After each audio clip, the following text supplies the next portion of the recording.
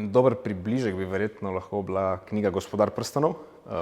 Predvsem iz tega vidika, na koliko različnih ovinkih pa ups and downsih sem se znašel skozi svojo pot in predvsem, če pomislim, kaj je Frodo in njegova druščina vse uspela in morala prehoditi, na nek način rekel, da sem na podobni poti skozi svojo sedajšnjo karierno pot šel tudi sam.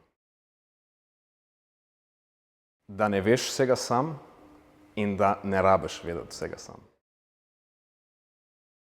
Več aspektov, verjetno je radovednost tista, ki je na koncu predvladala.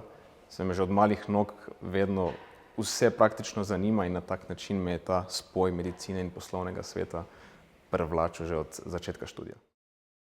Zdaj obe komponenti, in medicinsko znanje in poslovni pristop, sta na nek način v bistvu del DNA-ja. Če primerjam to z svojim prejšnjim življenjem, tako bi vprašal, kako združuješ dvokorak z metom za 3 točke. Skratka, to je nabor skillsov, ki jih imaš in jih uporabiš v tistem trenutku, za katerega oceniš, da bodo imeli največji vpliv.